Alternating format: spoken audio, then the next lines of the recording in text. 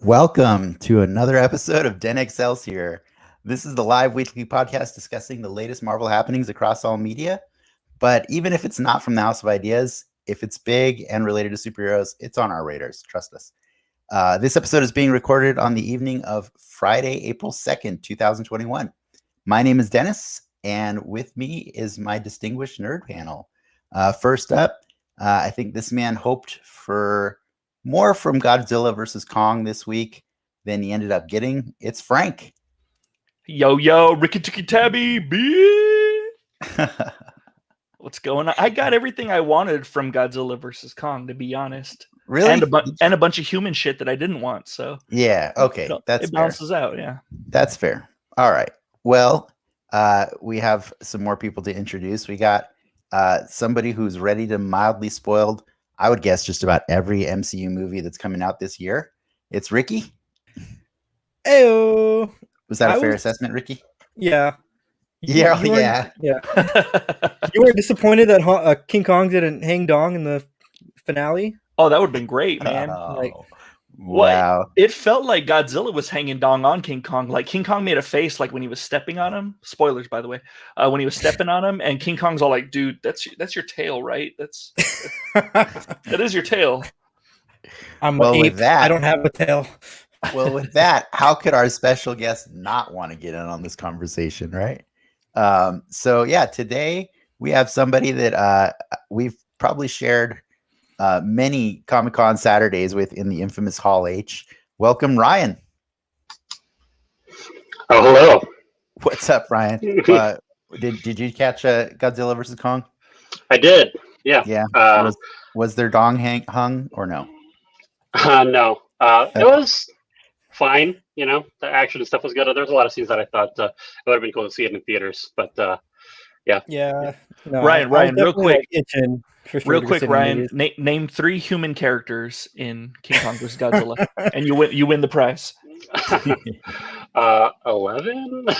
Yeah. All right. I don't think that's their name in the. You're movie. right. Yeah. No. I watched it, but I watched it just because of the, it's such a big part of the zeitgeist. Like I'm like, well, I can't not watch this. But I don't care. I've never cared about kaiju movies. Like they don't do anything for me. So I watched it, and with Lindsay, and we're just like, yeah, that was a movie. Things fought, but it just didn't do anything for me. But yeah. I mean, are we spoiling it right now? Like we're not here to spoil that movie that just came out three days ago. I mean, it's not. I don't think people tuned into us for that. I think. Also liked how they started with the original back in 2013. I can't wait to get better internet. It's interesting to see the path that they took to get to where this movie ended. So, man, you're getting that new internet next week, right? Fiverr coming in next week. Okay. Fiverr, nice. You hired a guy from Fiverr to give you better internet. That's excellent. Yes. Well, Ryan, thank you for being a guest on the show. I just wanted to, say that first, and then just say, like, I think just to give our fans or anybody who's finding us on accident a chance to know, I guess your take on Marvel. Like, what does it mean to you? I'm just curious. I mean, I grew up reading Marvel comics, and I think that the whole cinematic universe thing is really cool to me just because, I mean, the Avengers were always my team. Iron Man was always my favorite character. So, like, the fact that he was like the centerpiece for the whole thing, there's this weird sense of nerd pride that I get from him being like the central character, So, I mean, I know this about you. So yeah, that's kind of my thing. I mean, I've always been a Iron Man and Avengers guy. So, yeah, it's cool. And I know we've had talks before where you insisted that this experiment would not work as well without the big three. Are you still feeling that, or do you feel that they found a way to make that work? I mean, it does. It seems like it's working so far, at least. I mean, they still have Thor around, I'm still, I don't know. It's hard for me to say. It's working so far, at the very least. All right. Where did you fall in Civil War in the comic books, 2006, 2007? Were you on Team Iron Man or Team Cap? That's funny. Me and Dennis had talked about this before. Yeah. Oh, yeah. I feel like, I mean, I wanted to be on Team Iron Man, of course, but I feel like the comics they did a real character assassination on him. Traitor.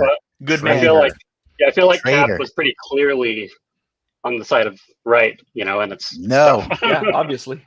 No, you're correct, Ryan. That's correct. No, he's wrong. That is the right answer. And thanks for being on our show, Ryan. All right, we got to call it night. all right. See ya. No, we're just playing around. Okay, cool. I think we should probably move on with the agenda just so that people know what we're doing. We have a fun show, obviously planned. We're all dying to talk about Falcon and the Winter Soldier episode 3. But before we do that, I think we have some news and rumors that Ricky's going to have us discuss. Also, there'll be a brief chat on a nerd topic of my choosing, the question of the week, and stick around after for us checking in with Multiverse Bingo. As a reminder, this is a chance for you to pick our brains with any marvelous trivia or points of confusion that you may have. We'll be checking the comments throughout the show, and there's one already. There's Sea Cow Soda. Spitting truth. Throw that up on the screen, Ricky. Spitting truth right here. Sea Cow Soda betraying me. Can't believe this. And then, by the way, for those of you that can't get enough of us, you can visit patreon.com/denxmedia immediately after this broadcast ends for our live post show, The Soapbox, where we wind down and talk about stuff that we didn't get to in the first 1.5 hours. All right. With that out of the way, I think, Ricky, do you want to do some news? Let's do it.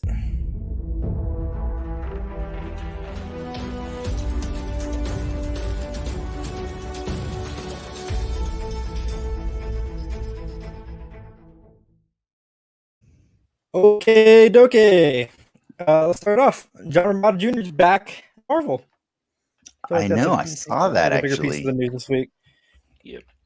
What were that some is of cool. his bigger runs?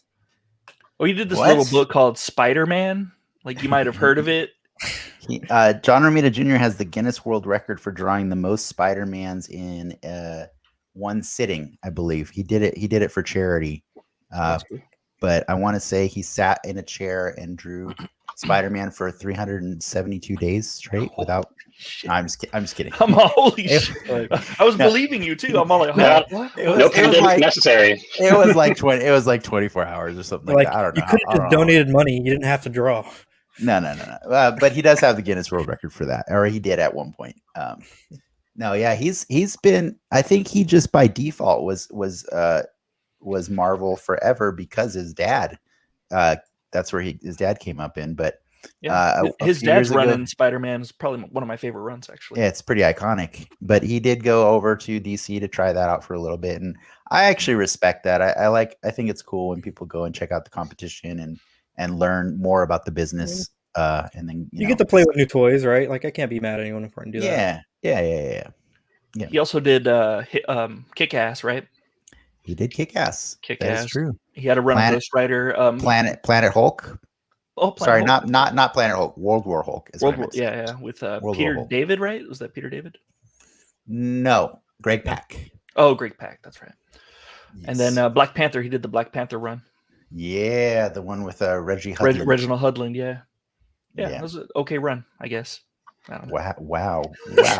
Whoa, Frank. You're gonna get us canceled one day. Oh man. Moving on. When a hero wins all the time, it's not interesting. And that guy was unstoppable. Russell Crowe joining Thor: Love and Thunder. Was that a picture of Zod? As Superman's dad? Yeah, wow, that's crazy. These aliens are getting all kinds of crossovers. Yeah. He gave us a picture of Zod. That's awesome. I mean, Well, he was Jor-El, Zod, not right? Zod. Jor-El. Right. Jor-El. Sorry, I meant Jor-El is what it was. Yes, That would have been cool if it was Zod, though. The Like, other I'd be white like, guy in that movie. that's a different actor. You guys knew what I meant. He's really melting into the part. Yeah. No, that little tidbit leaked out. It's apparently it's just a cameo. It's not a full on role, I would say. But if anyone can get Russell Crowe to come shoot for 5 minutes, of a cameo? like Like, Wait, what are you talking about? Getting Russell Crowe to come in 5 minutes? What do we say? yes. If anyone can get Russell Crowe to film for 5 minutes, I mean, They really put the love in Love and Thunder if they're trying to get Russell Crowe to come in 5 minutes. oh man. And we're canceled. Good night, everyone. It's been a good run. no. I gotta say though, as crude as you are, that audio is silky smooth today. Oh, you like it? You sound really good. You're You sound really good while you're offending my crispy boy. senses. Yeah. Excellent, perfect. Yes. What else you got? On to some Marvel Legend news. Wait, Paige, did you have anything to say about Russell Crowe? Do you care? No, that was news to me. I hadn't heard about that at all. But I mean, okay. I guess that if it is a really tiny part, then that makes sense. You know, it's weird to say that after hearing all this talk about coming in 5 minutes. I wasn't gonna say it. I'm glad you did. What's your favorite Russell Crowe part? Anyone? Oh my god. Disclose to anybody. Oh man. No. I mean, like the part he's played, not a part of Russell Crowe that's your favorite. Oh, okay. Yeah. What's your favorite role that he's played? That one's a harder question. I don't think Definitely Les Mis. Definitely. I've seen a ton of No, Russell Crowe movies. no, I can't recall any memorable role of his. What? Gladiator. What about Gladiator, you fool? I was That's not memorable. 5 when I saw Gladiator. This is why That's we have fair. him on the show, because he keeps us honest. Because I'm not saying it was bad. I'm just saying 5-year-old me didn't think it was good. okay. You can probably rewatch it now as an adult. You'll probably appreciate it. But adult, you just watched Alien for the first time this week. I and thought it did. was good. Hey, You thought it was thought it was good, great. right? I thought it was great. Then go check out. Every head And of its time. if you like Ridley Scott, then go watch Gladiator. Oh yeah, they are the same. Right? He is the same. He did direct that movie. Yes, he did. excellent. It's like it's all Alright. connected. What's Yeah, what's it's all happening? connected. It's like the MCU guys. I think I liked him as Henry Jekyll in The Mummy, in their in the Dark God. Universe. This guy. We'll get it off. We'll get the Dark Universe off. Dennis and I saw that movie at a pre-screener, and It was just free the in moment 1980. they had their own, what is it, opening Universal Dark Universe crawl, that's when you knew that movie was just gonna tank so bad. We got somebody shouting out to Ryan. Where's my mouse? I lost my mouse. I got no mouse. There it is. You got it. It's Coker. What's up, Jason? Coke. Without context, it just sounds like you're yelling Coke. Yeah.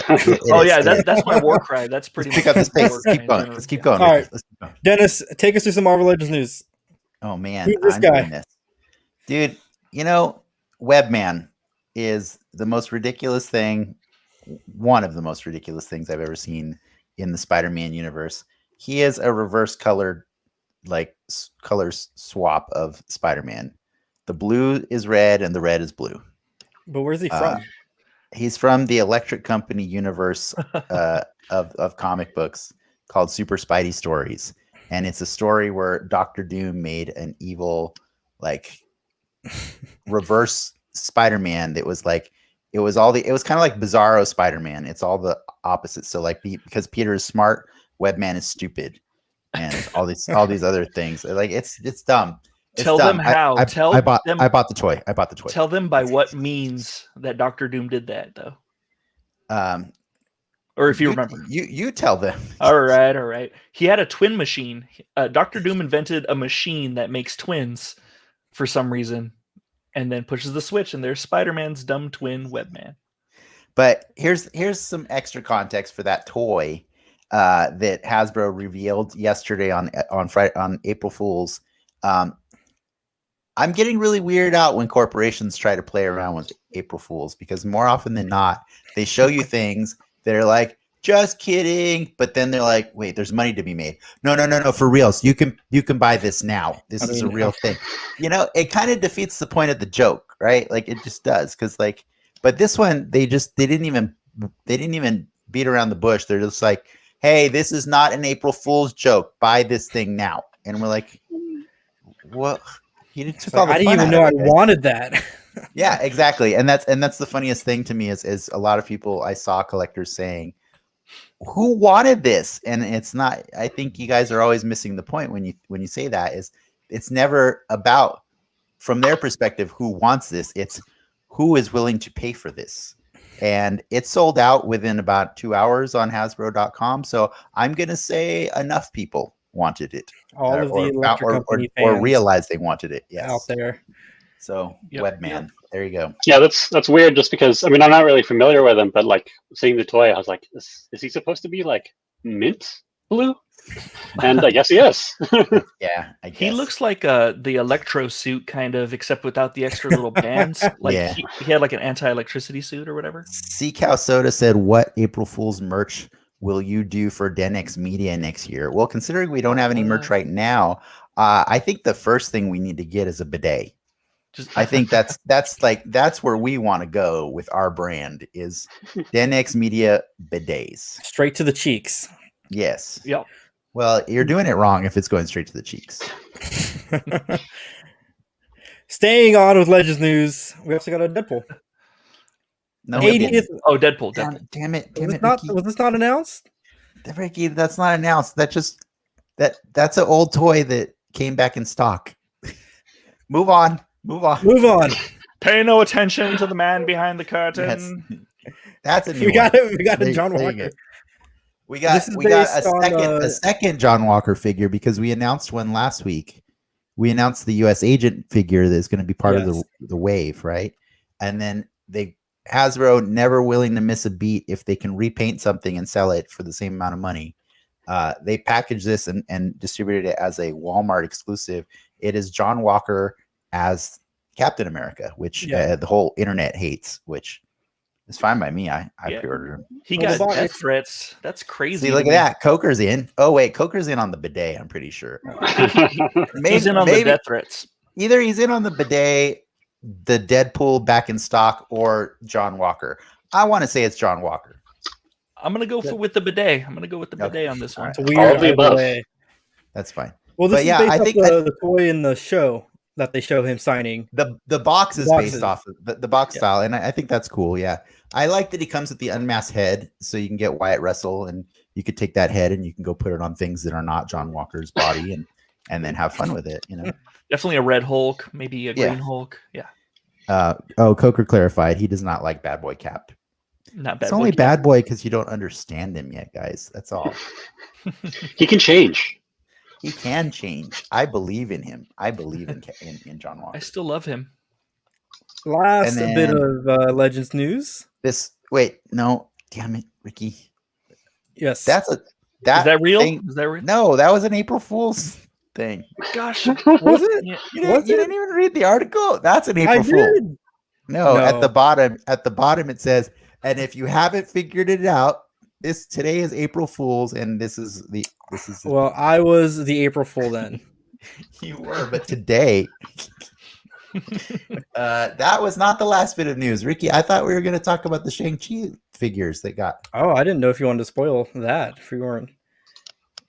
Okay, well, you don't have them ready. No, it's okay. It's okay. No. It's not super spoilers. It's just somebody leaked before Hasbro did the official toy wave of the Shang-Chi Marvel Legends. It's the 4 actors, that have been cast. The only thing it's spoiling is you get to see what their costumes look like. Really, it doesn't say anything. Have you seen those, Paige? Have you seen or Ryan? I haven't. Is there an Aquafina action figure? Not yet. I don't think. I don't think there's an Aquafina yet. Yeah. Wave 2. I think maybe Wave 2. Yeah, we'll see. But we don't need to show those right now. It's fine. They look like them. I recommend if you're interested, go look them up. They look just like them. It's cute. And we'll get a real Mandarin finally. They changed the name. He's called Wenwu. Wenwu. But it doesn't mean they changed the name. It just in fact, that's not true. It's kind of like Ra's al Ghul in the Nolan franchise, right? It's like Henry Ducard. The Mandarin is a title in the MCU. Not a person. The Mandarin's already been established as a name in the MCU. So there can be a person being, named Wenwu that is the Mandarin. Whatever. Yeah. Aldrich Killian named himself Mandarin at the end. Exactly. So, I mean, anyone can name themselves Mandarin. Yeah. And then I think after Gwyneth killed him, then she said, "I'm the Mandarin now." Yeah. Bitch. Right. That's exactly what happened. Yeah. God. That's why I love that movie. It's great. If it would have ended like that, I would 100% agree with you. I'd be like, this movie's crazy. I love it. Yes. I'm Weakest going of to the edit. three. I'm going to edit this later. Please, To just have you say, "This movie's great. I love it." Just after I say great. Iron I love Man 3, and then exactly. No. There you go. All right. Last little bitty piece of news. We got a new suit for Miles Morales. The I have not downloaded that yet. advanced tech suit. Yeah, it's cool. I mean, it's weird to me how they just keep like drip feeding us like costumes. Like, hey, remember this game that you beat like in December? Do you want to play it again with a new costume? I'm like, Oh, they maybe. also announced. I mean, no surprise, but MCU suits are coming to the dying Marvel's Avengers game. They officially announced that? Yeah, but they're going to be Okay. paid. They're going to be paid suits. Of course they are. Oh, Yeah. excellent. I think people are kind of pissed that you weren't going to be able to earn them with in-game money. I really want to put more Oh, money yeah, into I see it. what you're That saying. sounds good. Yeah. So- I mean, Wasn't there something also about how people were like progressing too quickly in that game, so they were okay, going so to slow it down or something? okay, so it kind of got twisted in the. I'll take a minute for this. It got twisted in the news cycle, but it's that the curve. They felt like what was going on is every level milestone was actually the same amount of XP, and they realized that like it really a regular game progression. It should be more XP to get the last level than it was to get the first level. Yeah. And so they just changed that. The real time it takes to get to max level is maybe 2 hours more. Like it went from like 4 hours to like 6 hours. It's not. Okay, Well, I did it. that's not a big deal. It was not bad. The issue was that people were earning their new abilities too quickly. So by the time you would learn one, you get another one. And to be fair, that was actually kind of true. Like I would get like 2 or 3 levels by finishing a story mission or campaign mission sometimes. And it makes you not really pay attention to each point that you spent, so that's all they were trying to do is just give you a little bit more time. And by a little bit, I mean like 5 to 20 minutes more to like experience a level before the next one hit. So that was not as evil as it seemed, but there's plenty of other things they do that are evil, So I'm not advocating for them. I'm defending them on that one point. I play that game almost every day, and I hate myself for it. He still plays it. I still do. One of these days, I'm waiting. I'm waiting. Better. I'm waiting for them to add an arena so I can just kick everyone's ass. Civil War. Anyways, that was it for the news. That's it. Well, okay. Why are you sad, Ricky? He looks sad. I'm bummed about the Marvel Legends stuff. I thought I had all that unlocked. You got fooled. Man. Yeah, it helps to read past the headlines. Well, Yep. Firefly got signed up for one more season yesterday, as I read. Yeah, so one more season of Fireflies, guys. We did it. We finally did it. They got my letters. I mean, were there any that actually fooled you other than Ricky who got? I just don't read the news on that day. That's why I paused for like 1 second when I saw that Webman toy. I'm like, wait, they're letting me put my credit card information in. Is this gonna work? And like, nothing. No. I don't think anything got me. One thing that I found amusing was they announced Redbox announced something called Red Ball, which is like a BB-8 giant ball that would roll to your house and deliver the DVDs straight to you. And I thought that was hilarious. That was funny. Obviously, it didn't fool me, but I'm glad Ricky didn't get that email. Machine? It's been a while since I had to, really, because we could just get everything digital now, right? Yeah, it's true. All right. Well, You got some love there. I don't know. I don't know what this "we" is she's speaking of, but Cow Soda says we appreciate you, Ricky. It's the royal we. We appreciate you, Ricky. We are It's just, Legion. you know, I'm just saying, you almost put fake news up on our show, and I had to shut that down really quick. That Deadpool figure is very cool. I have it in my collection because it's been out for like half a year. So, It's the 80th anniversary, right? Marvel. which was last year. Ricky was just doing a throwback. He was doing a throwback to a better day, a better year last year. Throwback Friday. Yeah. I don't know. Well, yeah. What day is it? No, I feel like we were peak Rona at this time last year. This, No, we were that's not a definitely better day. That's Yes. what I was joking about. That's the joke. Congrats on getting it. Let's move on to that question of the week so that we can get some nerd chat going on. Get us woke up before we move on to the main course. So the question of the week that I prepared for you guys this week was kind of inspired by the Godzilla versus Kong thing, which is, like, I know I've seen different, Frank saying he got what he wanted out of it. I've seen a lot of different conversations about it, leading up, like the hype going into it, about people saying who they want to see win and stuff like that. And I'm like, guys, I don't know why you always think somebody's going to win. This is like Hollywood budget or, big budget movie crossover logic, which is the two of them will fight, but before a winner can be declared, a bigger threat will show up and they will team up and defeat it. And that was before I ever saw the movie. And I mean, I think I nailed that without saying, without getting way too into spoilers. Spoilers, Dennis. Spoilers. What the? But anyways, but I'm only describing every crossover movie ever except possibly AVP, but I don't know. That's kind of AVP also too, right? Like Freddy versus Jason didn't do that. They broke new ground. No, AVP didn't they? No, they did. Didn't they team up to murder together? Well, I mean, by de facto, they murder anyway. Like, so, yeah, it wasn't really AVP. Humans teamed up with the Predators. Anyways, my question that's been put up, but without the question mark at the end of it, which is, what's your ideal crossover versus story? Like, because I want to know what people really would want to see out of these kind of stories, because like even Civil War, we knew that wasn't going to end with bloody murder or anything like that. You know what I mean? Like and I appreciate that they didn't have the V in that one, at least though.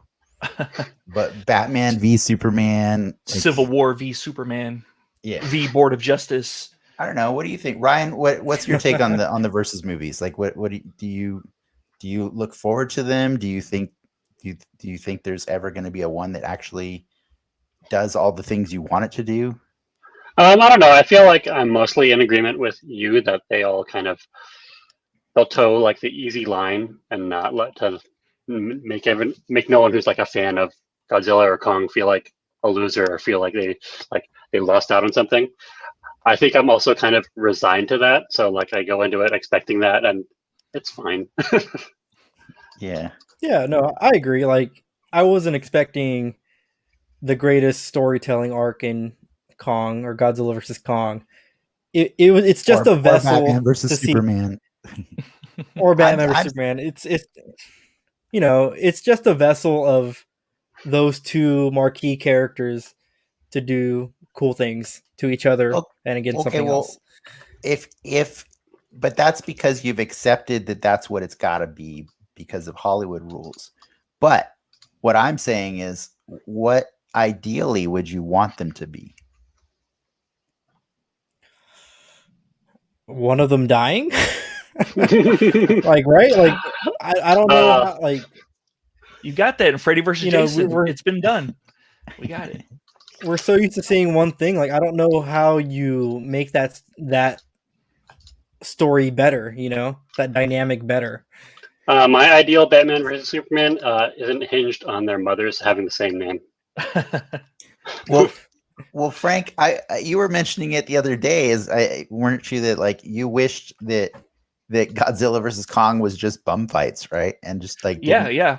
That would have just been didn't cool have the if humans. no human element, whatever. Like you just see like Kong, and he has a sign that says "Let's fight," and then Godzilla has another sign that says "Them's fighting words," and they just go at it for an hour and a half. It's like the last scene on Revenge of the Sith, where they're just like fighting on Mustafar, and like Godzilla swinging with his lightsaber.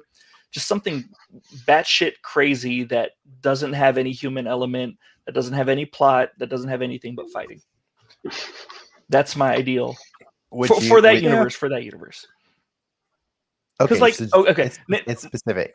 So pop quiz to everybody. This is the question I asked earlier. Like, name three humans in that movie. Name 3 humans by their character name. Like, no, I can't. I wouldn't. Exactly. The only one I know is Madison, and that's it. And that was Millie Bob Thornton's character. Yeah, Millie Bob Thornton. Millie Bob Thornton's character.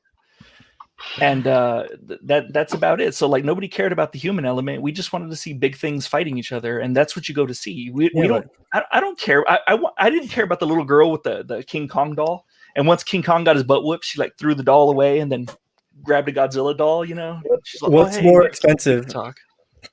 10 minutes of film of Millie Bobby Brown acting, or 10 minutes of Godzilla Kong acting? But see, but what you're asking is the opposite of the point of my question, right? Which is, I think Frank gave us the honest truth of what he would want to see. You're arguing it from the point of view of the studio, and I'm saying the studio is always like Paige said, or like Ryan said, the studio is always going to toe that line of being safe, right? Because they don't want to offend anybody who. Well, even in the Kong situation, you're dealing with 2 different. Because who owns Kong? Warner Brothers, right? And then Universal. Legendary. Yeah. Oh, Universal. Sorry, Universal. Yeah. Sorry, Universal. Have you ever been on the ride at Disneyland or Disneyland? Oh my god. Yes, okay. Easy mistake. Universal owns Kong. Toho owns Godzilla. Like, you're obviously playing with 2 A players in different companies. You know, marquee. Do they still own Kong? There wasn't going to be a winner. Toho lent it out to Legendary, I believe, if I'm not mistaken, or Universal. Yeah. No. Oh, okay. All right. Well, they lent it out, but they have rules for after 1998. They have specific rules for Godzilla now when they let the Americans play with him. Gotcha. And it's like Godzilla can't die, or if Godzilla dies, he has to have a successor or something like that. There's a bunch of like weird rules that they have for it, just to avoid the success of Roland Emmerich's 1998 masterpiece with Matthew Broderick. I love that movie as a kid.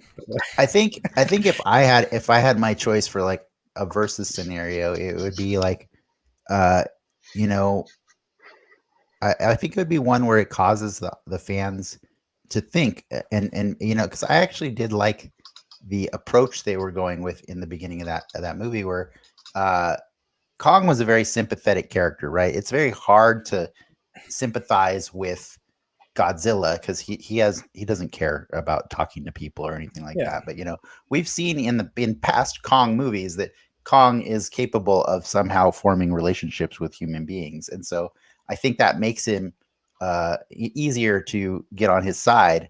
And so the movie kind of wanted you to do that for a little while, but at the same time they're like, well, this is a Godzilla movie too, so we gotta throw him a bone. But it would be nice if I saw a video of that was topical of Stan Lee today, just mentioning how he I think he was joking, but he always get annoyed when fans would ask who would win in this battle between the Thing and the Hulk or blah blah blah, and he's like, and what it always annoyed me is there's only one right answer, and it's whoever the script writer wants to win, because that's who decides, so I just wish that we got a script writer and the approval of their higher ups that was allowed a definitive winner and loser, but still both sides could learn something from that. You know what I mean? Yeah. That wouldn't offend me. And in your defense, Frank, I think people aren't mad about Freddy versus Jason because it's not like. It's not like that's a joke. They're immortal beings. Like die exactly. they've each got like what 7 and 10 sequels respectively, I think. Yeah, yeah. So I mean, yeah, it's not a big deal. But I was gonna say also, was gonna add to that, like I'm a sucker for all crossovers. Like I don't even care. Like Disney Channel did like a Sweet Life of Zach and Cody mixed with like That's So Raven, and I hate both of those shows independently. But I watch the crossovers and I'm like, this is fantastic. I love this. I want more of this. Or don't even get me started on Full House and Family Matters crossover. Just so you know, I don't think you've been I don't think you were fans of it before, but you should check out New Girl in Brooklyn Nine-Nine. Nice. Is it really? Is it a crossover? I saw a crossover. They also got a Scooby Doo and Supernatural crossover too. Well, that's like the best crossover ever because Yeah. So here's the reason I love that one is because that's true to what Stan said is like the script writer, and that's not a versus, by the way. I just lost one of my lights. That was so weird. I'm all dang. It took a dark tone. It took a dark shift. I'll have to get my roadie. Said you can't have light. My roadie will have to get in here at some point because that got weird. You have a roadie, Don Cheadle. No, Don Cheadle's in the house. I have Don Cheadle. Yeah. Or Terrence Howard. Or producer Lindsay. One of those three. Who will it be? But what I was gonna say is with Supernatural, like it was so one-sided, right? Because it was an episode of Supernatural, and so the people who write Supernatural decided, okay, Scooby-Doo, you're gonna bend to the rules of Supernatural. And so what makes it super hilarious, thank you, is it starts as a Scooby-Doo, and then there's just horrible gore. And you're like, whoa, I'm not supposed to see that in a Scooby-Doo. And then you're like, okay, well, it's Supernatural. And so I think that's the trick, though, is like when it's on a specific show and there's not a two-way crossover, because usually it's like, okay, you can guest star on my show and then I'm going to be on your show, right? That's how most of them happen. The Arrowverse and stuff. Yeah. So that they both get equal time. But in this case, there was no makeup that I am aware of. I don't really watch Scooby-Doo often. Dynamite Comics did some cool crossovers. It was like Freddy versus Jason versus Ash, and they did some cool ones with it was Jason versus Jason X, and I'm like, I don't even know how that works. Like, how does that even function? Ryan, what's your favorite one? Oh, what favorite crossover? Yeah, I said Full House Family Matters. Oh, okay. I wasn't sure. I wasn't sure if you had a better one. Is that real? Is that a real thing? Yeah, like Urkel goes to like the house or whatever. That's right. I do remember that back in the old TGIF days. That's right. Yeah. Holy smokes! My favorite one is Batman versus Predator. Because there was a clear winner, because like Batman kicked the shit out of the Predator. Like he sent that thing packing, and it was pretty much the same ending as like Predator 2, where he got a trophy because like the Predators are like, damn, you're pretty cool, and so I can respect it because it was a fun ride the whole way. Oh, that's a good one. Right. Coker. Yeah, Coker. Yeah, Coker has a good one there. I'm not sure if that was just a crossover or like a pilot, though. Wasn't that like it was both? I think because it spun off of a lot of things. Spun off of Happy Days, right? Mork and Mindy and Happy Days, and Laverne and Shirley also spun off and crossovered. Yeah, and look at Ricky's eyes just glaze over. He's either frozen. He's either frozen or he has no idea what we're talking about anymore. Or I remember, let's see, Nickelodeon. They did the Fairly Odd Parents and Jimmy Neutron and Jimmy Neutron. Yeah, that was a good one. And they followed Dennis's formula of going to each other's universe, right? I go to yours one day, you go to They mine. went to each other's, yeah. It's not my formula. That's Dennis's patented formula. Shoot, somebody owes me a lot of money if that's my formula. Oh, you haven't been cashing those checks? Oh, no. Man. Or Animaniacs when they did like Mindy and the Brain, and I forget they did a couple other things, right? I need to know though, what made the Full House Family Matters one your favorite one? Like what specifically? Like I'm being ironic. I do remember it. Okay. I see. I mean, I actually liked.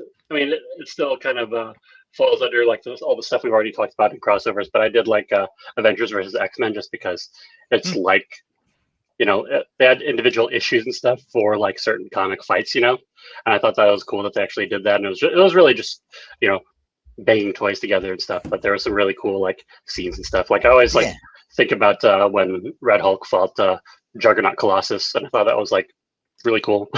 Yeah, that was a good one. The analogy is good. I really do like when toys, you get banged against each other. But like the thing is like in reality, paint comes off when you do that, and so there's some wear. You know what I mean? And so I think that's what usually bums me out is like most of the time the status quo is reset. You know what I mean? I do remember what Batman versus Spawn crossover. Or it was one or the other. There was two. There was both. There was two, but the good one actually had. Well, I mean, it was good for Spawn. It wasn't good for Batman, but like it made Batman like a dick because I guess he thought Spawn was a dead guy. So for fun, he chucked a batarang into his face, and that's how it would normally kill a human being, and then Spawn dug it out, and then he had to tie his face up with a shoelace. And from then on in the comics, like for a really long time, Spawn had a shoelace in his face, like for like I don't know. That's pretty cool. Yeah, it was for a few issues. Yeah, it was at least a year. It was at least a year. Yeah, and so I always appreciated that. Like when. Would you call Days of Future Past a crossover, in the sense that it brought the old movies and the new movies together? Yeah, sure. Kind of, I guess the Abrams Star Trek in a weird way too. But they never shared scenes together though. True. I'd give it to them. That's fine. They bridge that gap. Yeah, I need this for my cognitive dissonance. Let me have this, please. All right, fine. You can have it. It's a crossover. It's just a really weak one. Do you remember Batman Spider-Man, that crossover? Carnage and Joker team up, and he calls him Chili Con Carnage. Good shit. Good shit. No, but I like that too because they reference it in was it JLA Avengers later? Like Batman and Spider-Man are like, we've met, kind of thing. And it's kind of cool. I'm like, hey, I remember when they met. They did meet. I've seen that. Well, I'm sure we've lost most of the people listening. Yeah, so. It was good. It was a good run, guys. Yeah. So I guess it's time. We should probably switch gears and talk about the thing that everybody's been waiting for. Yep. Ricky, you want to hit the button? Boop. All right. Whoa, what was that? I hit the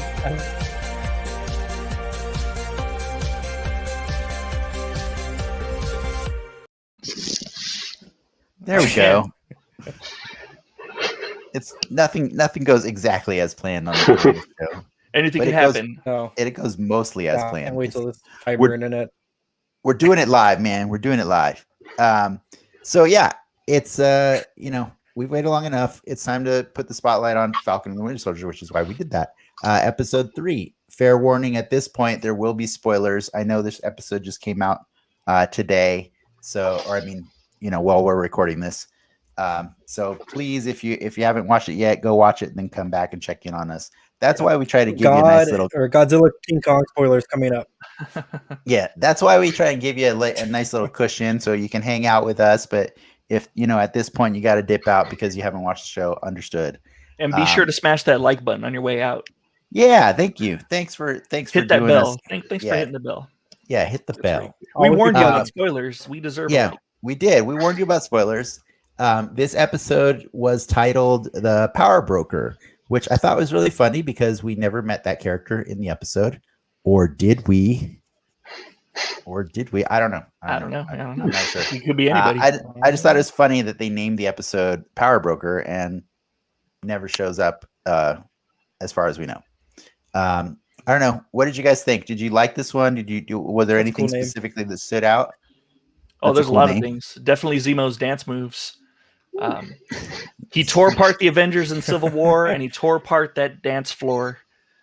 And I think it was fantastic. He's a Marvin Gaye fan. Oh, are you talking about the montage party? Yeah, I would have to say that was easily the lamest montage party I've ever seen. You're right. It was the best montage party. You're 100% correct. Yeah, I don't think I said that. It was also like to sell art, right? Like an art party.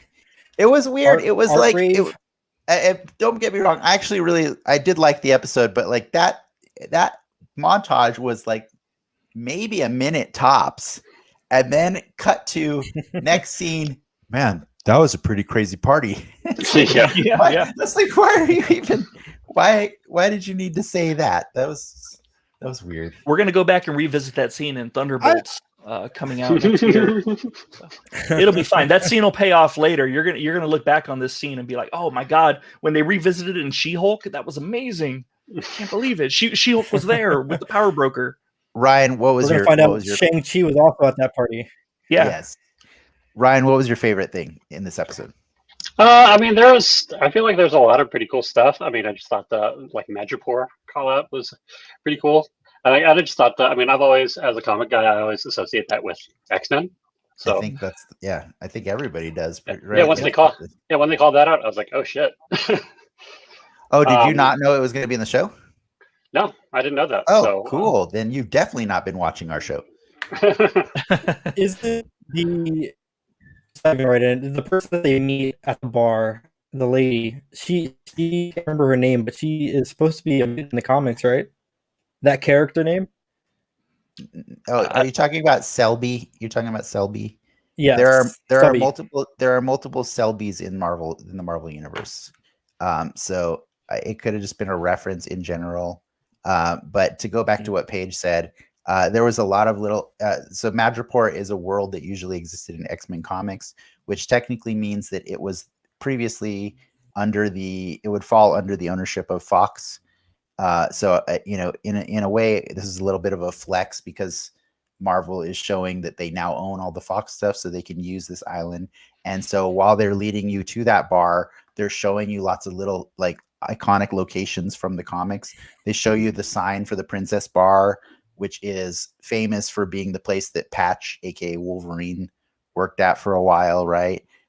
They showed some other. They go into the Brass or Bronze Monkey, depending on what depending on what book it is, yeah, depending on what book from Chris Claremont's run, right? Like, but that's the bar they go into. And in X-Men comics, there is a mutant named Selby, but there's also, I think, Starbrand. Her last name is also Selby. There's several Selbys. So what you're saying is this was Fox's way, or this was Marvel's way of putting a Jolly Rancher in Fox's mouth and just kind of shoving it in there. God. I see what you did there. Yes. Excellent. Yes. But yeah, no, it was mostly just a fun flex. That Kevin Feige had actually teased about this about like a year ago, but without calling it out as Madripoor. I think just a lot of fans kind of guessed it was Madripoor. And so, I know we had guessed, that Madripoor was going to be featured.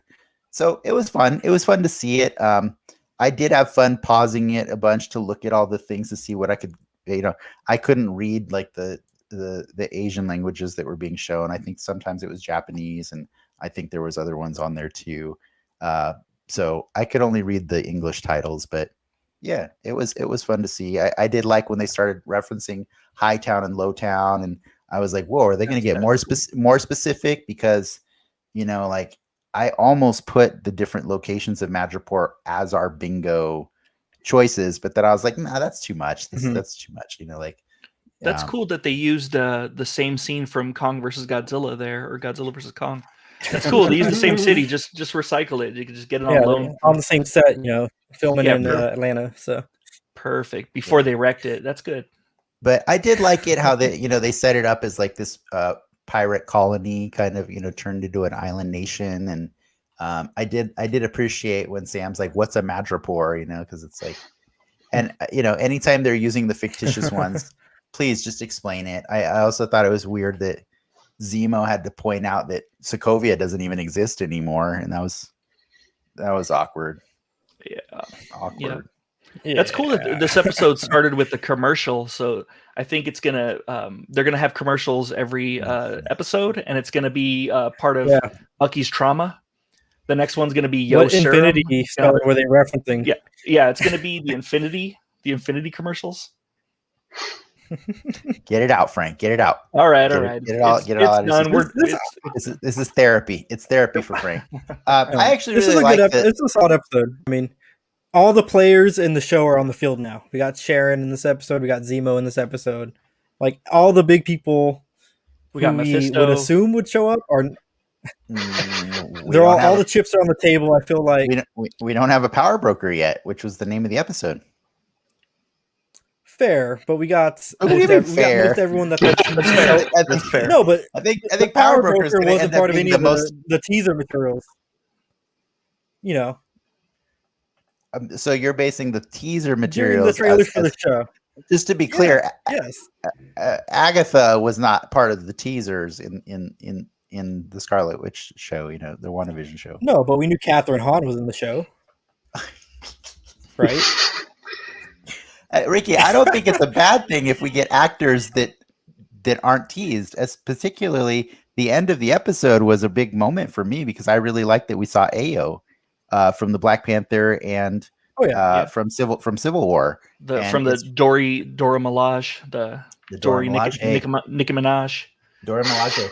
I actually really thought that was cool because I think, you know, I've said this before, we have, and by we I mean me and Frank specifically, we have so much you know, that we're drawing from the comics when we're thinking about what we expect to come next, or even like when we're telling Coker, oh well, you know, hey, this is who John Walker is as a character based on what we know.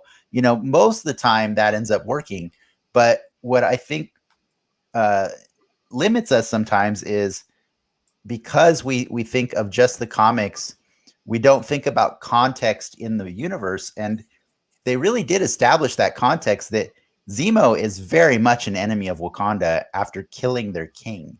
You know what I mean? So it makes perfect sense that the Wakandans would send somebody to come say like, hey, get that guy back in prison, you know? So like I was kill him. Yeah. Well, I think they learned, right? Like I think they would honor T'Challa's specific desire to not kill him, right? Like I could be wrong. Who knows? Yeah, that definitely got me just because, like you said, they really set up the context there, and then they actually delivered on it too. I was like, oh wow, like it didn't occur to me that they would actually do it. Isn't that fun when they like surprise you as a comic fan because you're like, oh yeah, because like we've already accepted that Zemo's just not Hydra, right? But we're like, but it's like, but he's the Hydra expert, so it's okay, you know, like it. But, you know, I like that it gets to be its own thing and just draw from other stuff. You know what I mean? Like, I think that's, you know, it's pulling from its own universe now. And that's cool. I know we talked about Invincible, the show last week, and I know I was considering talking about it this week, but I know not all of you have watched the new episode. And I think the reason I kind of decided I'm okay with not talking about Invincible because that show is specifically drawing from the comics, from what I've been told, literally. You know, I read so word like, for word in an article. Yeah, so like I think that's the reason I enjoy these Marvel shows and Marvel movies is because I like to see what stuff that we know is going to end up in there, and I also like to see what stuff they're going to surprise us with. So Ayo was a big one. Ricky didn't like that answer right there. Ricky hated it. I'm okay with it. You know, that's fine. Like that's fine. Yeah. He's just watching the new episode of Invincible now. Yeah, he's got to catch up. He's I'm Ricky from the future. Marty, it's your kids, Marty. If there's one thing that I want to mention that I like, because it's something that I mentioned that I hate almost all the way through WandaVision, once WandaVision turned bad in the third episode, is narration versus exposition. And this one had an example of it done well, especially after seeing it in Zack Snyderverse. I knew you were going to bring it up. It was great that he explained his plan as the plan was unfolding, and it was perfect. And I was like watching it, and I'm like, this is great. This is what it should be all the time. There are giant holes in the plan, but guess what? At least they're not wasting our time, right? Yep. Like, yep. Yeah. Whereas in the Snyder movies, like you see them stand around, tell everybody the plan, and then 10 minutes later, they go do the plan that they just told you what they were going to do. And I'm like, why? Why did you do that? Why did you make us sit through that twice? You know, like, Yep. Yeah. No, and really in slow motion. And one of those is in slow motion. Either the description of the plan or the enacting. And Ricky doesn't like the Snyder cut. He's got to catch up on it. Yeah, I think Ricky's internet's just dying. It's okay, you know. All right. What's your favorite part, Ryan? What was your favorite part on the show? I thought you'd say it. Well, yeah, I mean, there's a few things. I mean, we've already covered them, right? I mean, Madripoor, and then that's a Wakandan agent showing up at the end. I also did like that Sharon gets some time to shine. Like Yeah. every time she's been in the movie, she's just been this very small, like supporting character. And she she showed up this time. She really fucking got some people. Yeah, you're right. You're 100% right. Helmet Zemo dancing was the best part of the show. You are correct. I was very excited about Helmet Zemo. I actually was excited about Helmet Zemo. That was my number one. Don't you like no joke? Not the dancing part, but the dancing part. I think the thing that Zemo, I liked that Zemo was the regular guy in Civil War. They got to take down all the Avengers, right? But at the same time, they did sell him as being this cool special forces guy. But Echo Scorpion. Sokovian Special Forces. But he knew better than to try and fight, Captain he's not going to fight Captain America, Black Panther or any, he's like, nah, it's cool. I'll just kill myself, But a lot of those players are off the table now, right? And so, like in this, we got to see Zemo be awesome, and like Ryan said, also we got to see Sharon be awesome, and both of those people did not get to be awesome in Civil War, So it was fun. It was fun to see both of them. I liked when I liked when Bucky referred to her as like, she's kind of awful now. Like I thought to myself, I was like, no, she's kind of awesome. She's great. She's a great dystopian like person, right? Like she lived through the clap, the snap, the pap. The clap. She lived through the clap. She lived through the clap. Did she catch that in Madripoor? Yeah, she caught it in Madripoor, and she lived through it, so it's good. No, to piggyback off what Ryan was saying, when Sharon showed up and did that fight scene with the shipping containers all around, that's the kind of fight scene that I like, because it doesn't show her being like a Captain Marvel-esque, badass. It shows her like having to use her own limited body weight, and she had to get cheap and use arm bars, knives. It was great. It was Atomic Blonde. It was what I really liked Black about Widow. Scene? It was a lot of good stuff. That scene started with her using non-lethal force, and it ended with her just having to murder everybody. She had to, but she wouldn't have won either. If she hadn't, right? I was trying to do a body count, and I actually was like, oh no, that guy didn't die. Nope, that one's alive. That one's alive. That one's alive. Oh, that one's dead. Oh, that's dead. That's death. That guy got shot in the face. Yeah. Dude, that was the best kill. On the same note, I really liked how Sam was a total badass in this episode too. Obviously he's arguable. Well, where are we? How did we get here? Where are we? Hold on. Being dumb and being a badass. I got a couple Sam points. Are not interchangeable. Let's let Ricky get his out, and we'll talk. We'll all talk about. We'll go turn by turn and talk about why Sam was dumb. And by the way, before C. Calsoto, we will get to your question in a little bit. I want to save that for a little bit. You have a whole episode with the Falcon, and he's not using his Falcon thing, and that's kind of cool. This is why we don't let Ricky talk, because he can't. And he doesn't. He doesn't. Complain like, "Oh man, there's too many guys. I don't have my wings or anything." He just goes in there, and does what needs to be done. He's being unarmed doesn't scare him, and I thought that was cool, because obviously Bucky's a living weapon. He's a soldier. I don't. Yeah. I don't. I guess fair. He is a badass because he is a soldier. In that one regard, this episode. Yes, in that regard. But I really thought that he was more the comic relief of the episode than all the other characters. And that kind of bummed me out, because it's called Falcon and the Winter Soldier, I think the humor for him worked better in this episode than the last one. I thought the scene where he forced himself to drink the drink, that was actually, I was like, oh, that was good. Those were snake gonads, right? Totally. Okay. I think it wasn't the venom sac or something like that. No, I assumed it was the gonads. Such a random ass drink to order as your favorite drink. Oh, I'll have the gingerbread cookie served in a man's hat. It's like super smiling weird. tiger. Super weird. But my Sam is a dumb idiot thing is why was he mentioning Isaiah in front of Zemo? Shh. This is the one guy. This is the one guy that wants to kill super soldiers. Yeah, don't mention Isaiah. I asked Kelly last week. I was like, "Do you think they're gonna have Zemo be the Hannibal, And he's like, I don't want them to. That would be dumb. That's already been played out. And so, like, in his defense, they didn't do that. They just immediately broke him out. Yeah. But like, man, they just treated him like one of the guys, like a little too casually. For reals. I feel like Zemo was kind of used as comic relief for bits and pieces of the episode. And he was. But Zemo's a clear threat, though. Yeah, he's a clear threat that they are not respecting. They are not treating him as the threat that they should. Even when they find out multiple new things about his character, like, whoa, you're rich? You have a private jet. You have an entire garage. Yeah, like you have golden guns. Like, you know, like there was so many things happen. You have a crazy supervillain mask that you just carry around. Like, you have a basin of lava in a volcano? What the hell? Like, if I'm Sam and Bucky, like, I can get the car, I can get the plane.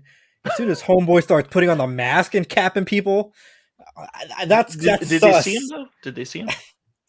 I don't know that they saw him, but it was weird. Like I put this down as like one of my questions for later. But like honestly, guys, I want to believe there needs to be more reason for the mask other than to hide the stuntman. Because he literally put the mask on, did crazy stunts and flips and stuff, and then as soon as that was over, mask comes back off. And I'm like, what are you doing?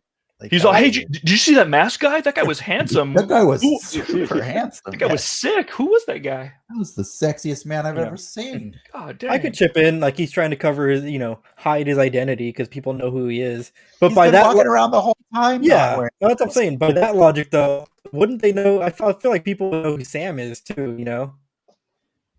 They did show you that he looked a lot like the Smiling Tiger, like that. Yeah, that's fair. Like, and that's not me being racist. The show said that he looked like him, so it showed that we looked like him. The show showed you. Yeah. I like that. Or so when they went John Wick excommunicado with the pager, they're like, we got a bounty on everybody. It would have been really handy if someone could run faster than a car during that scene. It would have been super handy.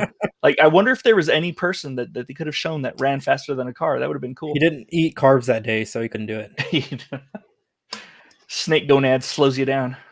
Yeah, that whole problem got resolved like really quickly. Like, you would think that when everyone was going to try and kill them, they just ran around a corner. The two guys that were after them were dead.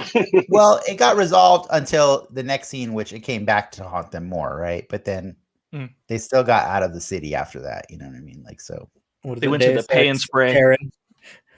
But I did the body count. I think there was like Sharon took out 11 dudes, and then there was maybe like Zemo took out 2 or 3, and then it was like less than 20 dudes came for that bounty, and it wasn't like $1 billion or so. I don't know how much.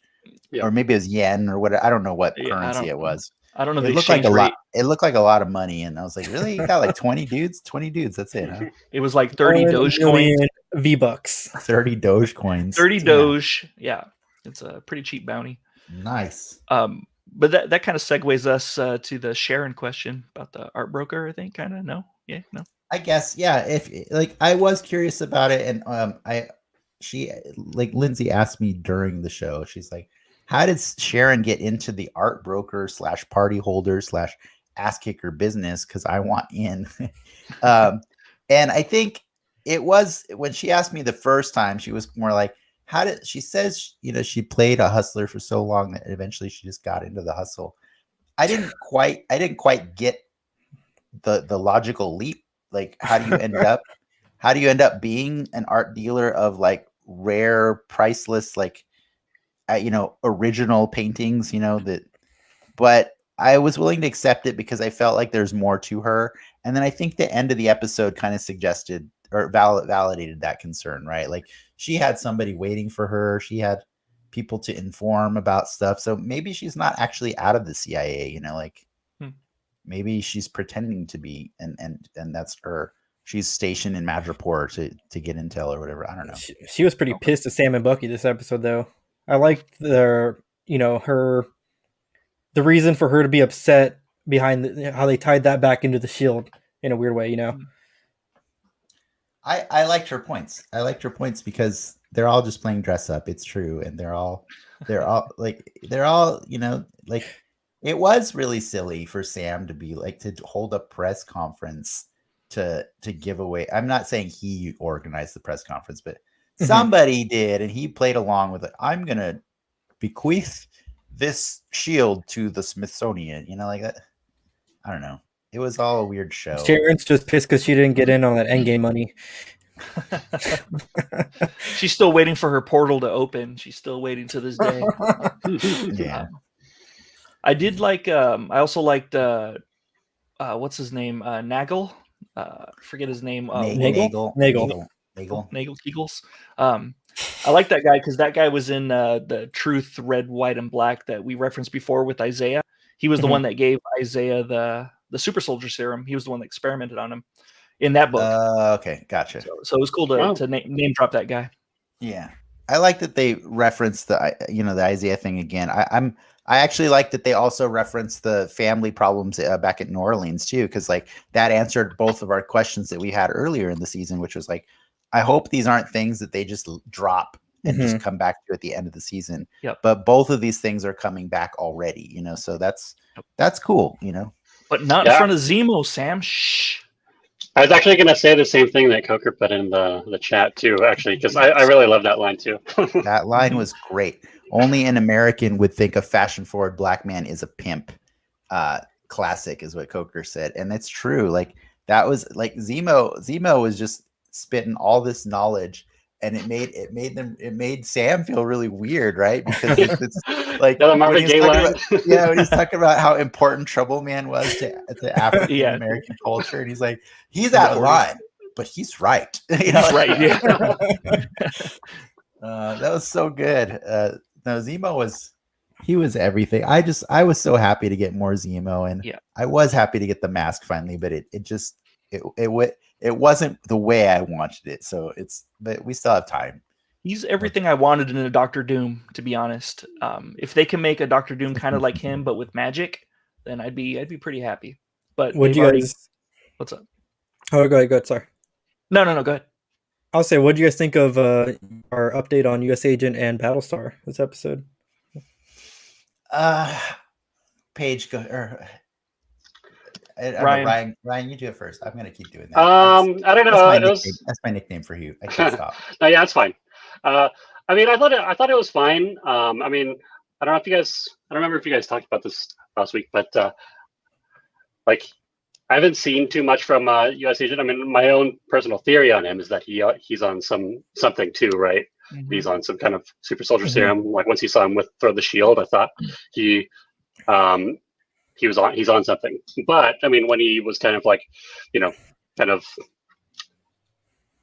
like power moving that other dude today, when he kind of lost it, like I didn't really see anything there. So I don't know, maybe I'm wrong, but I guess we'll see. To what you were saying, he had like the meat sweats or something. Like when he was, what'd you call it? Power moving? When he was power moving on that dude, he was like, like sweats and stuff. I called it jackbooting. Like I felt like that's why I actually liked the commercial that the show started with, because it was perfectly juxtaposed with, it's the GRC showing you how they care about everybody, and then in the next scene, it's like straight up like just claymation shark, the door open and just no claymation shark, and just like strong arming poor innocent people and stuff, and it was cute to me, but cute. Well, it was a cute little that's an adorable jackbooting.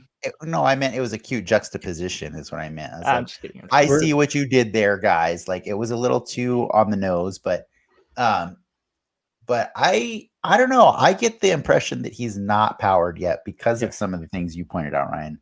Like I think I use the word yet.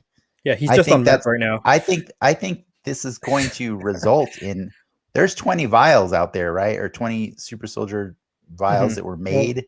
10 are used. I didn't follow. Eight are used at least, right? Something like that. So I don't know. I feel like this is going to end with Battlestar and US Agent getting that, but I want him to be good at the end. I don't know, man. We'll see. Yeah. I mean, I do like US Agent as a character in the comics too, even as like the B-string cap or whatever. But yeah, I mean, I would like to String cap. for him to, find his way or whatever, and maybe join Alpha Flight or something. I know, right? I've seen so much internet hate on this character, and it cracks me up because it's like you're supposed to hate him. Exactly. It's like that's the point of him right now, is that you're not supposed to like him. So just please leave poor Wyatt Russell out of this whole thing. Like I feel like that actor is probably not having the best time right now. Like him and that Jack Gleason kid from Game of Thrones, they got the shit end of the stick there, because like they got death threats and stuff like that on Twitter and stuff. Kurt Russell's like, "Hey son, you should do the Marvel stuff. I had a great time. I got to hang out with Chris Pratt. Oh, you get to be Captain America? Sweet. That's awesome. You're gonna have an awesome job." Yeah. You know what else I really liked about the episode, and I was hoping Frank would talk about it, which is like, and I think this just goes more to the whole show. The soundtrack is freaking cool. Like, Frank, what were the songs you recognized in this episode? Definitely Zemo's theme when he showed up. Like you could hear the deep, like the bassy kind of cello-y sounds when he shows up. Marvin Gaye. Yeah. Sure. Okay. Yeah. There was a couple other things. They twist some of the times when Wyatt Russell's on screen, they twist the Captain America theme, and I don't know what they do with it. They play it like in a minor key or something, and it's like a perverted version of it. So it's really cool what they do with the music on the show. Yeah, I really dig the music on the show. I think it's really fun. Like that whole scene in Nagel's like secret lab, like how he's just distracted because he's just jamming to his music. And I was like, man, you need better security than just if you could just throw on your music and just be completely oblivious to people sneaking in. Yeah. Same thing with Kong versus Godzilla. They need better security in that station. Maybe put in one key card panel, or an old but kindly guard to watch the place. That would be helpful too. Yes. Anyways, back to the show we're talking about. Oh yeah, back to the show. Sorry. I mentioned it earlier, but like I mean, I just wanted to go back to Sam because there were things I didn't like besides just the fact that I felt like he was more the comic relief than anything. I mentioned it last week, and I mentioned it already, but I'm really getting kind of annoyed at that. Like this, he is supposed to be the protagonist, right? I know Winter Soldier is too, but like we all know that this is leading in the direction of Sam, taking his rightful place as a true superhero in the Marvel universe. And it's just really frustrating that like he just keeps getting dragged around the world by Bucky. And like, I mean, like the jet lag, right? You said this last week, Ricky. You said, oh man, they just got back from Germany and now they're going to go back to Germany, like to go get Zemo. And then literally that's what they did. They got off a plane just to get back on a plane. And the jet lag alone has just got to be doing weird things to them. But like, I'm having a problem with the fact that these writers are not thinking of this from the perspective of the characters that exist in the world, but rather what the audience needs to see to get to the next part in the story. And so it's really annoying to me every time Sam gets dragged somewhere, he ends up in like this weird garage. Who knows how they got there? Bucky's trying to scramble to turn the lights on, and only after they've been there, like physically in this building, Sam's like, why are we here? What is this place? And it's like, how do you not ask those questions before you get there in the 13 or I don't know how many hours that flight would take from the East Coast. I know from the West Coast, it would take about 13 hours. So I'm just saying, like, it's so weird to me that he's just like this passenger in his own story. You know what I mean? That like, he's not aware of what's propelling him to the next part of the story. And Bucky's just only barely more aware. He's not a lead in his own story, I think, right? Yeah. It's weird. And like, weren't they both at the prison when Bucky said, "Oh, stay back because they're not going to want you there"? Yes. But like, wasn't he like in the waiting room? Wouldn't he have heard the crazy alarms and stuff go off and everything he did? Like, it was weird to me. You're looking more into it. Stop. And then the other Marvel doesn't want you to do that.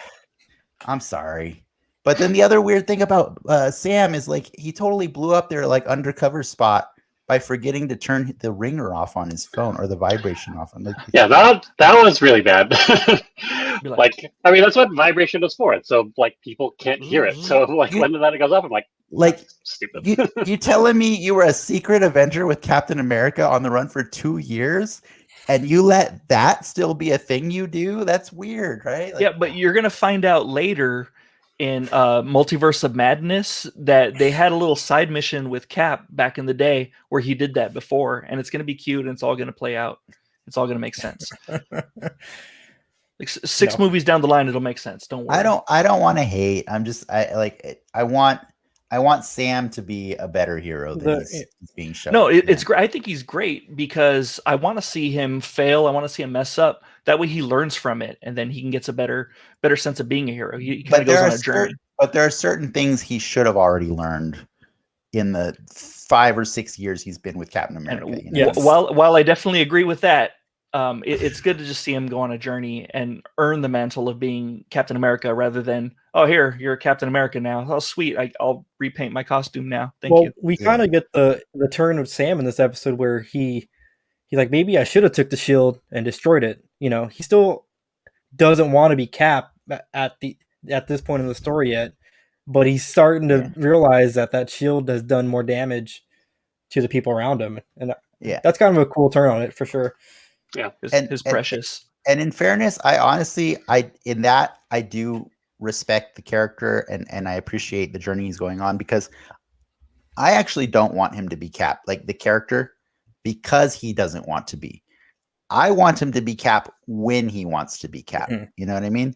And so on that, I am on his side. I do like the nerd in me is like, put the costume on, but at the same time, I'm like, no, actually, I really like the way they're portraying him as like having good reasons for not wanting to do it. And it would be nice if the story is written well enough that it can convince him that there is a need for him to be Captain America, but I want it to be a fluid thing that makes sense. And so when I see these hiccups, it's like, what are you doing? What are you doing? It's MCU. They're just going to make him Cap all of a sudden. I'm afraid of that. Like so going back to WandaVision, I mentioned that Monica is the person that you want when you're lying to your mom about where you've been, because Monica's really good at rolling with the punches, and that is true. She rolled with everything, right? But Falcon's sister, Sam's sister Sarah, she is crap at rolling with the punches. Like, Sarah, get it. I'll tell you when we get there, the elephant graveyard. And like, I was all like, what the heck? Just roll with it. Just be like, oh yeah, you'll kill him. Okay, I gotta go now. Bye. She blew up his spot pretty bad. That was pretty funny. Oh man, I appreciated it. It was a funny, like, as much as I hated what Sam did, I liked her reaction to it. So it was funny, but I mean, she could kind of roll with it. She's got to accept that, like, he's an ex-Avenger, so he's gonna have some enemies. So he might say some weird stuff, and if he says weird stuff, like, kind of roll with it a little bit, just a tiny bit, Just to make sure we address actual plot. Just to make sure, we're assuming that the story, the way it unfolded in this episode, Carly had a flag smasher go and assassinate Selby, and then had somebody go and assassinate Nagel, right? Like that's what we're getting, because Carly's become a murderous, evil person. I thought Sharon assassinated Selby. No, Sharon was another person that was up in a balcony somewhere and killed those other two guys. Sharon didn't take credit for the Selby kill. Okay. Yeah. I mean, I actually thought the same thing as Ricky, but maybe I'll have to go back and rewatch it, I guess. They definitely show like somebody, like, it's hard to see their face. I think he was wearing one of those Flag Smasher masks, shoot the rocket launcher at Nagel's little hideout, right? Like, that's I could have sworn I saw an indistinguishable person behind a rocket launcher. It was hard to make it out. Yeah, maybe it was the power broker, guys. Maybe the power broker killed Selby. And we even saw like Victor Crowley's face when Sideshow Bob was all like, "Let's kill everyone," and he's all like, "Whoa, that's not what we're all about." And then like he was all like, I don't want to do that, and then she's like, yeah, kill, and like I was like, whoa, okay. So Your it's kind of showing. references are all over. I feel like I'm having a stroke right now. It's showing her defense, or it's showing her descent into being evil, right? Even though her team is like more has more justified. I'm back on page. Justified reasons. You're on page. Get off page. I don't smell burning bread anymore. Okay. Perfect. Yeah. I do have to ask because we did bring up the scene, or I brought up the scene with the Bucky and breaking out Zemo. How did Bucky slip a key card into Zemo's book? How did Zemo slip Bucky's book into his book? Like, right? I think it was Zemo's book. Zemo just had a book, and Bucky's like, "What you reading there?" And then later, and then later, which also is another reason you should not trust that man. By the way, like he's a super evil genius who's reading Machiavelli. Like, no, yeah. But then on that same note, like, did you notice like the second part of his plan was he had to incite a riot, right? So like while they're escorting him away from Zemo, he walks into the common area and throws a note on the table. I'm like, what maximum security prison escorts the visitors through the common area of the prison? Like that was all of them definitely. Oh, okay. Yeah, I've never been to one, so I just you got to go to Supermax prison. They walk you through everywhere. It's pretty good. The gift shop. Yeah, there was. I kind of would have liked an explanation of why Zemo is specifically there at that prison. You know, like why did he? Everett Ross gave us that explanation in Civil War. He did a crime. Yeah, he did. Everett Ross gave us this long-winded exposition of how thorough the security is at that prison and how he's never going to leave, and they're going to keep him there until the day he dies. And which totally just backfired. Black Panther 2 just got awkward. So, I mean, Black Panther 2 got awkward last year, but oh no, what? Too soon? Is it? Yeah, I don't know.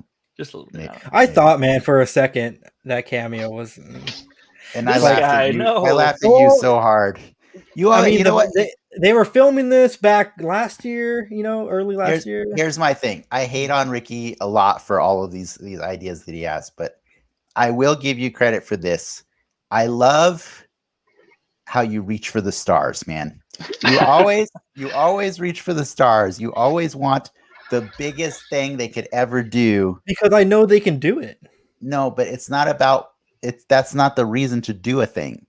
That's go watch Jurassic Park. Oh my God! I was just going to say that. I was 1 second away. Would you have been less disappointed in that scene if T'Challa was there? Yes, I would have.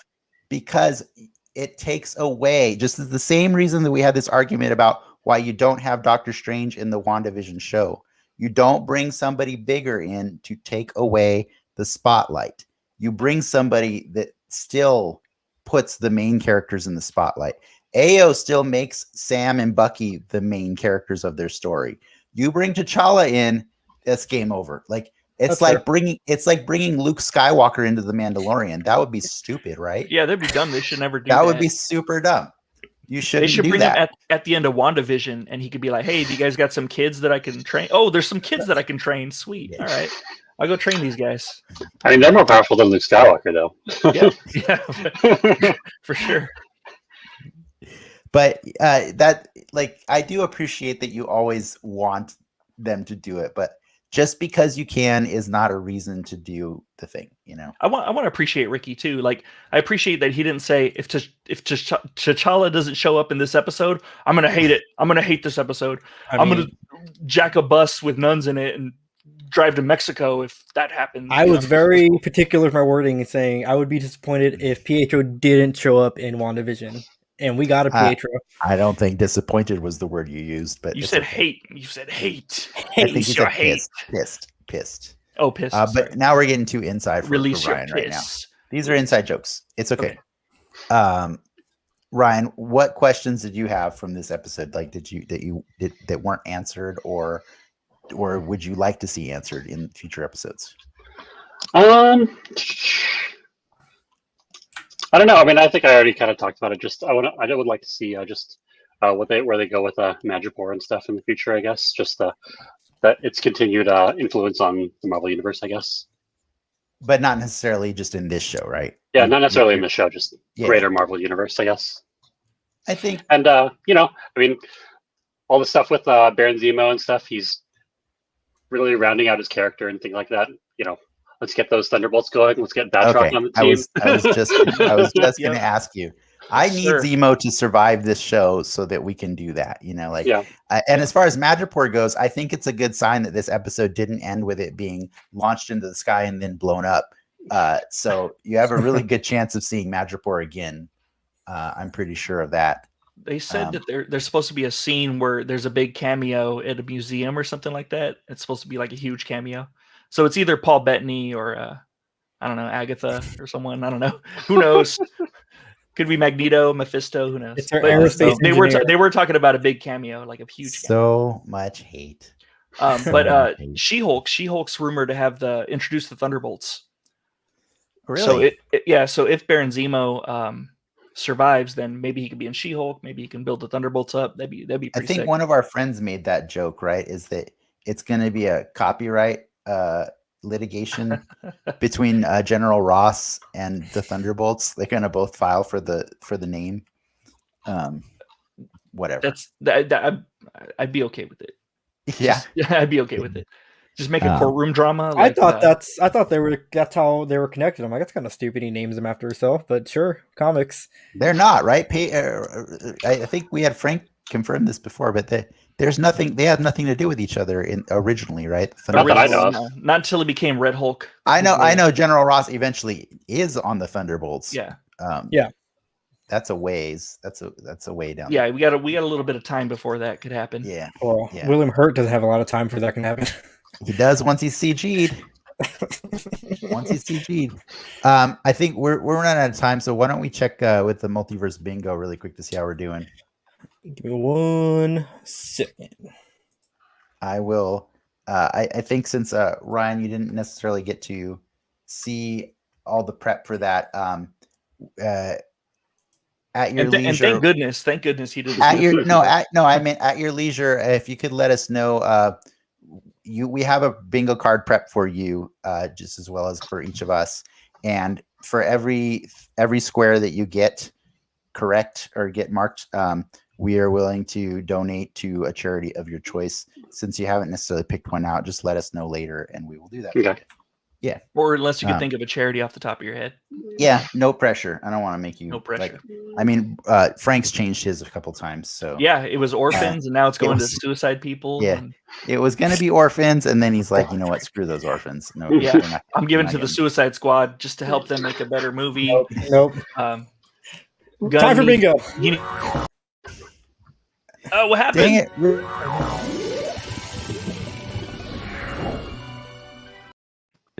Oh, I can't wait for that internet. Oh my god, neither can I. Alrighty. He's got problems here. So each of us has a bingo card, and we marked the stuff that these are all predictions that we had that would show up, and we had different rules for what we meant for each of these. I think the new one for me this week was Madripoor. So yay! I don't really see myself getting any win right now unless Thunderbolts, Falcon Cap, and Adhesive X all show up in this series. Or they can be like when they were in Latvia, they can do like Agnes, how Agnes was Agatha Harkness. Oh my god! I'm pretty sure they're not going to make Latvia Latveria, but Latvia's Latveria, perfect. Yeah, but so that's a extra $10 to United Cerebral Palsy. Let's move on to Ricky's or Frank's. What's next? I think Frank's next. Frank's is next. Yeah. Mine is I got you got zero. You got zero new ones. Zero perfect. New ones. Excellent. Unless I missed something, I don't see any. I would say that Heinrich Zemo is getting referenced soon. I want an excuse for the mask. I need the mask to not just be something laying in the back of his car. That was a little weird. So I'm hoping you get a Heinrich Zemo soon, at least. Yeah, maybe. Yeah. On to me. I got That's not you. That's not you. Our guest. You don't even know what you got. On to Ryan Page. Our guest got Madripoor. I'm feeling really bad about that Shuri box, man, because I almost made it say Shuri/Wakanda, and I feel like they've referenced everything but Shuri. Like Shuri's the one thing they have not actually given us yet. Let's put it to a vote in the chat and see if we can change that. Do we have your authorization, chat, right now here before everyone? Can we change Shuri to Shuri/Wakanda? Ian Jones just joined the chat and he said for real. as far as that goes. There's like they've done the White Wolf joke. They referenced T'Chaka today. They just can't stop, and it's I'm not mad. I really love all the Wakanda stuff. And but the Dora Milaje. The Dora Milaje is in there. Every single thing. Yeah. Her name is Io, by the way. Yeah, I know, but I'm saying. Oh wait, they didn't say Dora Milaje, did they? No, but I knew that it was Io. I knew it was Io. But anyways, yeah. Coker says it's acceptable, and he speaks for the chat. He speaks for the chat. So we'll give credit to Shuri. We'll rewrite that one a little bit just because it's never gonna happen now, man. It's just they're not gonna do more. They're not gonna do more of them. I'm surprised they didn't mention Shuri and WandaVision. Like, and any of those visions that showed up could have been like, yeah, Shuri, I know that, I know her. And then Ricky, you got the Sokovian Going for Accords. gold. Ricky's actually doing really good because holy crap! I actually put the raft as an arguable one too because Zemo made that reference to the prison, because like he made a joke about how like you wouldn't know what it's like to be in prison. He's like, oh, never mind, you would, and it's like, oh man, couldn't you just say in the raft? Like how long was he really in that prison? Yeah, say the word. Man and wife. So I think Frank and I were discussing that, and we said at the end of the season, if they never say the raft, we'll just give credit for that one because I mean. Ryan, what did you think? Did you think the kid hanging out with Isaiah last week is Elijah? I did. Yeah, I think so. And were you waiting for them to say Elijah? I don't know if I would say I was waiting for them to. It's because you didn't have a bingo card. Yeah, that's true. No, I like how they sat on that. If he does become Elijah, that's cool. They didn't like wink like, do you know what this is? They just let that scene play out. I felt winked at. Did you feel winked at? I felt hella winked at. You guys are crazy. Ryan, and they even like put their hand on my butt a little bit. Maybe not the butt. Like, but did you feel winked at? Did you? I would have felt winked at if they would have said, "What's your name, kid?" Yeah, I would say I felt winked at. But I mean, I'm a contrast. I'm familiar with that. I mean, you felt heavily petted by Madripoor, right? Yeah. Yeah. Over the pants. Where you from, kid? Yes. Queens, Brooklyn. Yes.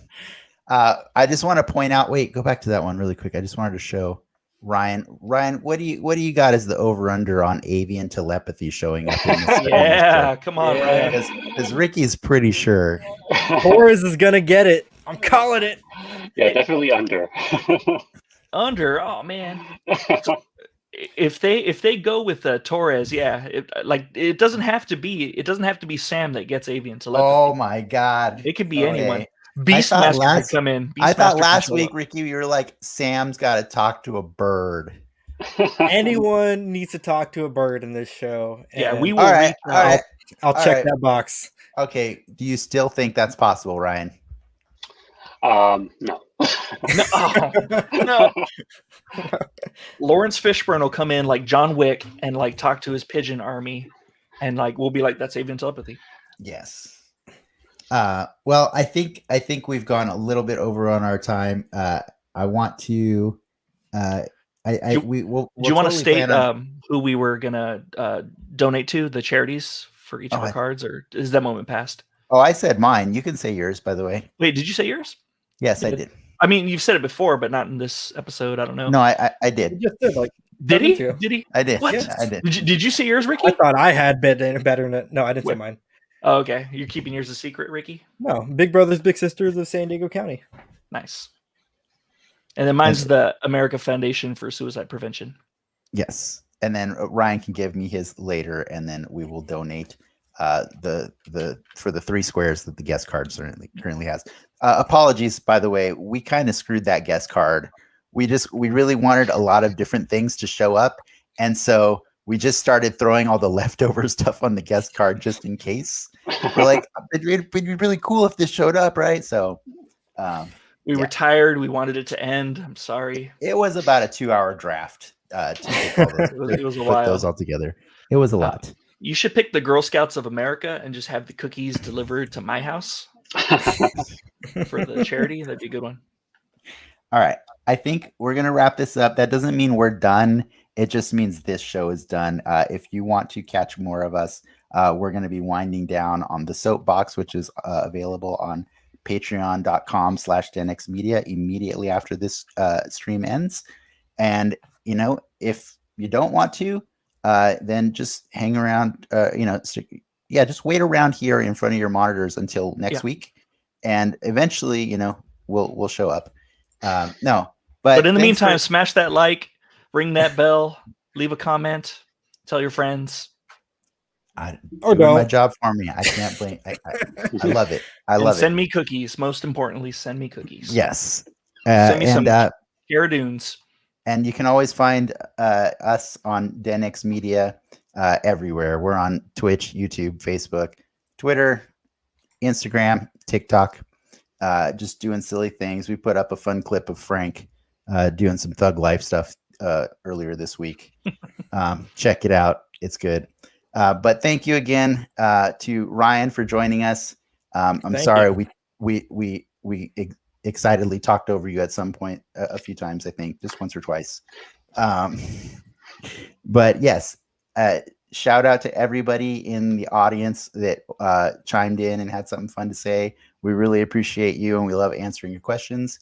So yeah, I think that's all we have for tonight.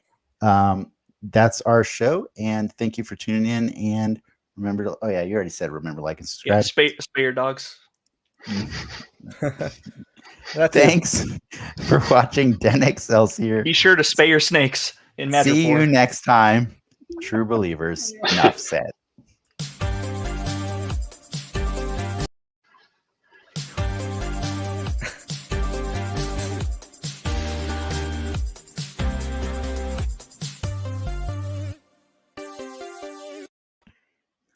What?